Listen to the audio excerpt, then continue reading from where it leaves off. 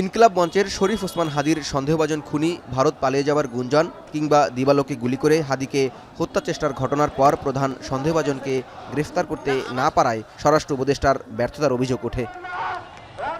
সোমবার দুপুরে শিক্ষার্থীদের সঙ্গে নিয়ে ঢাকা বিশ্ববিদ্যালয়ের ডাকসু ভবনের সামনে থেকে স্বরাষ্ট্র উপদেষ্টার পদত্যাগ সহ 3 দফা দাবিতে পদযাত্রা শুরু করে ডাকসু নেতারা। মিছিলটি টিএসসি হয়ে দোয়েল চত্বর এসে পুলিশের বাধার মুখে পড়লে শিক্ষার্থীরা পুলিশের ব্যারিকেড ভেঙে সামনে এগিয়ে যায়।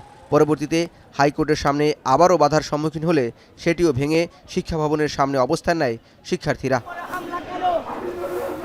এরপর ডাকসু ভিপি সাদিক কায়েমের নেতৃত্বে একটি প্রতিনিধি দল সচিবালয়ে যান।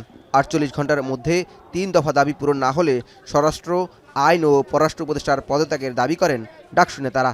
আগামী 48 ঘন্টার মধ্যে নিষিদ্ধ লীগের বিরুদ্ধে এলাকাভিত্তিক চিরুনি অভিযান শুরু করতে হবে। নিষিদ্ধ ঘোষিত সংগঠনের বিভিন্ন স্তরের সকল সন্ত্রাসীদেরকে গ্রেপ্তার করতে হবে। আইন শৃঙ্খলা পরিস্থিতি দৃশ্যমান পরিবর্তন না দেখাতে পারলে স্বরাষ্ট্র উপদেষ্টা, আইন উপদেষ্টা এবং পররাষ্ট্র উপদেষ্টাকে পদত্যাগ করতে হবে। এদিকে স্বরাষ্ট্র উপদেষ্টার পদত্যাগের দাবিতে ঘণ্টা 3 শাহবাগ অবরোধ করে জাতীয় ছাত্র শক্তির নেতাকর্মীরা। জাওয়াদ মাহমুদ, এখন, ঢাকা।